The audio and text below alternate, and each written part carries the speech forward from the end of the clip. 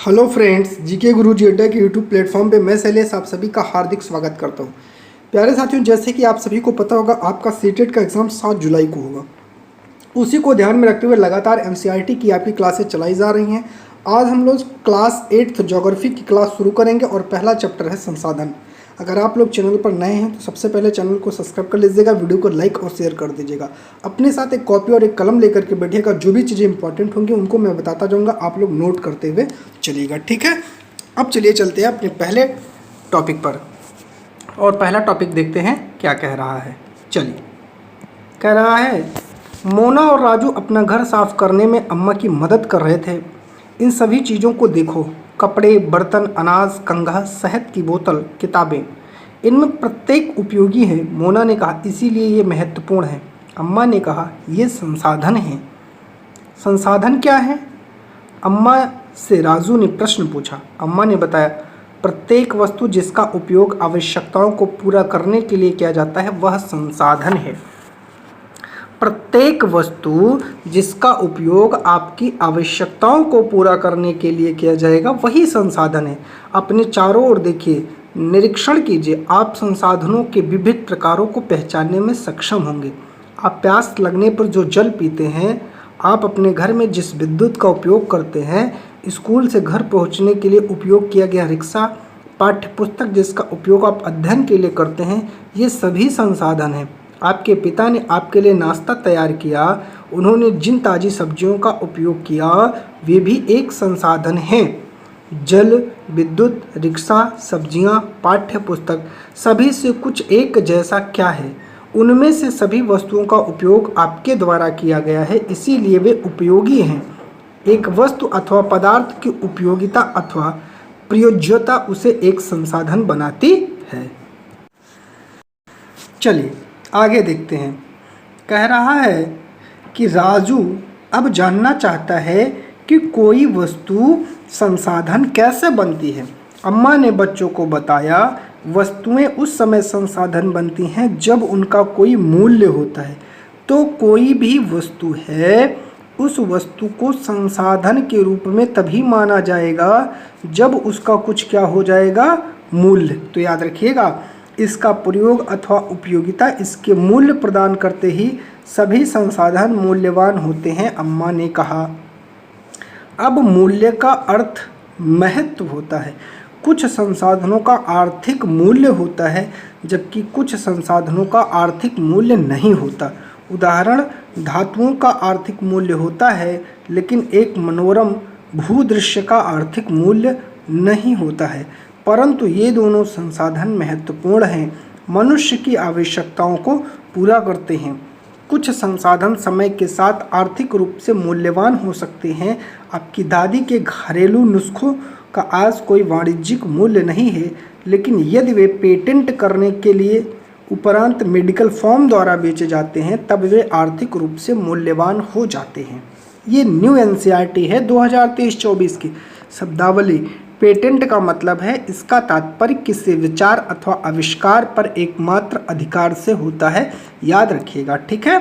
चलिए, एक शब्द आया है प्रौद्योगिकी, इसको भी समझते चलिए।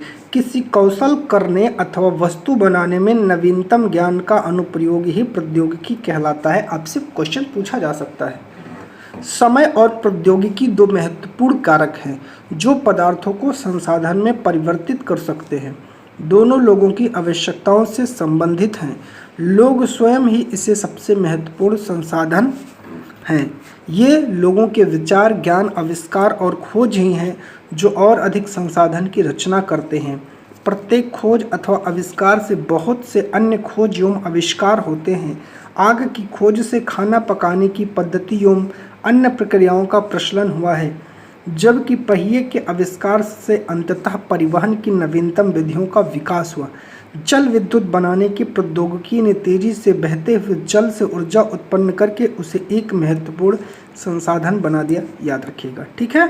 चलिए अब बात करते हैं संसाधनों के प्रकार की। सामान्यतः संसाधनों को प्राकृतिक, मानव निर्मित और मानव में वर्गीकृत किया गया है। चलिए प्राकृतिक संसाधन की बात करते हैं।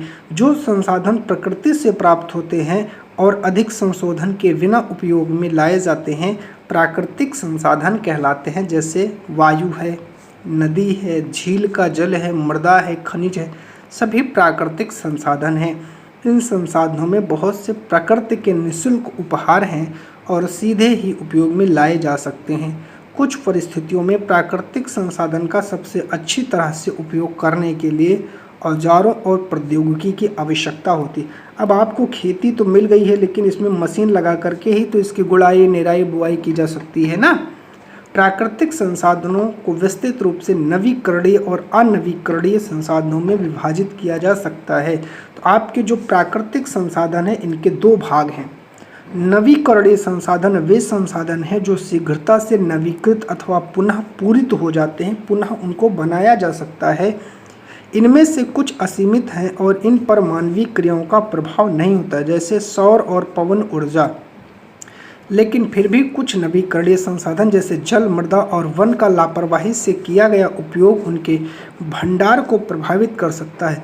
जल असीमित नवीकरणीय संसाधन प्रतीत होता है, फिर भी जल की कमी और प्राकृतिक जल स्रोतों का सूखना आज विश्व के लिए बहुत से भागों में बड़ी समस्या बनी हुई है। अनवीकरणीय संसाधन वे संसाधन हैं जिनका भंडार सीमित है। भंडार के एक बार समाप्त होने के बाद उनके नवीकृत अथवा पुनः पूरित होने में हजारों वर्ष लगते हैं। यह अवधि मानव जीवन की अवधि से बहुत अधिक होती है। जैसे पेट्रोल का निर्माण, इस प्रकार के संसाधन अनवीकरणीय कहलाते हैं। कोयला, पेट्रोलियम तथा प्राकृतिक गैस। प्राकृतिक संसाधनों का वितरण भूभाग, जलवायु, ऊंचाई अनेक भौतिक कारकों पर निर्भर करता है। पृथ्वी पर इन कारकों में विभिन्नता होने के कारण संसाधनों का वितरण असमान है, क्योंकि पृथ्वी हर जगह समान नहीं है। संसाधन का भंडार, यह उपयोग के लिए संसाधन की उपलब्ध मात्रा है। मानव निर्मित संसाधन कभी कभी प्राकृतिक पदार्थ तब संसाधन बन जाते हैं जब उनका मूल रूप बदल दिया जाता है। लौह अयस्क उस समय तक संसाधन नहीं था जब तक लोगों ने उससे लोहा बनाना नहीं सीखा था। लोग प्राकृतिक संसाधनों का उपयोग पुल, सड़क, मशीन और वाहन बनाने में करते हैं, जो मानव निर्मित संसाधन के रूप में जाने जाते हैं। प्रौद्योगिकी भी एक मानव निर्मित संसाधन है। इसीलिए हम लोग जैसे जैसे प्राकृतिक संसाधनों का उपयोग करके मानव निर्मित संसाधन बनाते हैं। मोना ने समझाते हुए कहा, हाँ राजू ने स्वीकृति में सिर हिलाया। मानव संसाधन, लोग और अधिक संसाधन बनाने के लिए प्रकृति का सबसे अच्छा उपयोग तभी कर सकते हैं जब उनके पास ऐसा करने का ज्ञान और कौशल तथा प्रौद्योगिकी उपलब्ध हो। इसीलिए मनुष्य एक विशिष्ट प्रकार का संसाधन है। तो क्या मनुष्य संसाधन है? याद रखिएगा, विशिष्ट प्रकार का है, क्वेश्चन पूछा जा सकता है।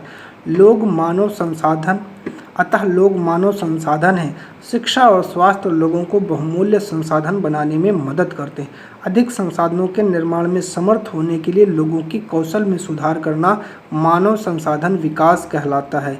क्या कह रहा है? मोस्ट इम्पॉर्टेंट है। अधिक संसाधनों के निर्माण में समर्थ होने के लिए लोगों की कौशल में सुधार करना मानव संसाधन विकास कहलाता है। चलिए बात करते हैं संसाधन संरक्षण क्या होता है। मोना ने एक बुरा स्वप्न देखा। उसने देखा कि पृथ्वी पर सारा जल सूख गया है, सारे पेड़ कट गए हैं, वहाँ पर ना तो छाया थी ना कुछ खाने पीने को था। लोग परेशान हो रहे थे, चारों तरफ भोजन और छाया की तलाश में निराश घूम रहे थे। उसने अपनी अम्मा को अपने सपने के बारे में बताया। उसने पूछा, अम्मा क्या सच में हो सकता है? हाँ, अम्मा ने उत्तर दिया, यदि हम नवीकरणीय संसाधनों के प्रति सतर्क नहीं रहते तो बहुत ही दुर्लभ हो सकते हैं और अनवीकरणीय संसाधन निश्चित ही समाप्त हो सकते हैं। राजू ने पूछा, हम इसके लिए क्या कर सकते हैं? बहुत कुछ, अम्मा ने उत्तर दिया। आप अपने दोस्तों से इस बारे में बात क्यों नहीं करते? एक है सतत पोषणीय विकास, संसाधनों का सावधानी पूर्वक उपयोग ताकि न केवल वर्तमान पीढ़ी की अपितु भावी पीढ़ियों की आवश्यकताओं की भी पूर्ति की जा सके।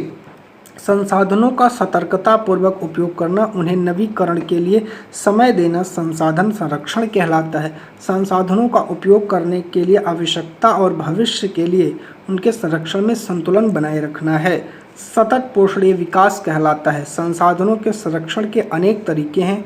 प्रत्येक व्यक्ति उपभोग को कम करके वस्तुओं के पुनः चक्रण और पुनः उपयोग द्वारा योगदान दे सकता है।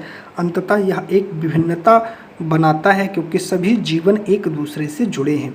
उस शाम बच्चों और उनके मित्रों ने पुराने समाचार पत्रों, व्यर्थ वस्त्रों तथा बांस की डंडियों से लिफाफे और खरीदारी के लिए थैले बनाए। मोना ने कहा, हम इन वस्तुओं में से कुछ वस्तुएं उन परिवारों को देंगे जिन्हें हम जानते हैं। मुस्तफ़ा ने कहा, अपने संसाधन को बचाना और अपनी पृथ्वी को सजीव रखना यह बहुत ही अच्छा कार्य है। जस्सी ने कहा, मैं बहुत ही सतर्क रहूंगी कि कागज़ व्यर्थ ना हो। उसने स्पष्ट कहा, कागज़ बनाने के लिए बहुत से पेड़ों को काट दिया जाता है। चलिए, मैं ध्यान रखूंगा कि मेरे घर में विद्युत व्यर्थ ना हो। मुस्तफ़ा ने जोर से कहा, विद्युत जल और कोयले से मिलती है। मैं विश्वास दिलाती हूँ कि घर में जल बेकार नहीं होगा। जल की एक बूंद मूल्यवान है। आशा ने कहा, बच्चों ने हम सब मिलकर अंतर ला सकते हैं। यह कुछ कार्य मोना, राजू और उनके मित्रों ने किए। आपका क्या विचार है? आप संसाधन संरक्षण में कैसे मदद कर सकते हैं? हमारी पृथ्वी और इस पर निवास करने वाले लोगों का भविष्य पेड़ पौधों और पारितंत्र की सुरक्षा और संरक्षण से जुड़ा है। यह सुनिश्चित करना हमारा कर्तव्य हो जाता है कि सभी नवीकरणीय संसाधन के उपयोग सतत पोषणीय हैं। पृथ्वी पर जीवन की विविधता संरक्षित की जाए, प्राकृतिक पर्यावरणीय तंत्र की हानि को कम से कम किया जाए। ठीक है, सतत पोषणीय विकास के कुछ सिद्धांत हैं, आइए जान लेते हैं। जीवन के सभी रूपों का आदर और देखभाल, मानव जीवन की गुणवत्ता को बढ़ाना, पृथ्वी की जीवन शक्ति और विविधता का संरक्षण करना, प्राकृतिक संसाधन के ह्रास को कम करना, पर्यावरण के व्यक्तिगत व्यवहार और अभ्यास में परिवर्तन, समुदायों को अपने पर्यावरण की देखभाल करने योग्य बनाना। ऐसे बहुत सारे क्वेश्चन यहाँ से बन सकते हैं, तो आप लोग इसको बहुत अच्छे तरीके से पढ़ लीजिएगा। और अगर चैनल पर नए हैं तो सबसे पहले सब्सक्राइब कर लीजिएगा, वीडियो को लाइक और शेयर कर दीजिएगा। ठीक है, और अपने दोस्तों तक भी इसको पहुँचाइएगा। ठीक है, जो भी चीज़ें इंपॉर्टेंट थी मैंने बताते हुए उनको चला है। ठीक है, तो आज के लिए बस इतना ही। मिलेंगे अगली वीडियो में और देखेंगे दूसरा चैप्टर। आप सभी का चैनल पर जुड़ने के लिए बहुत बहुत धन्यवाद।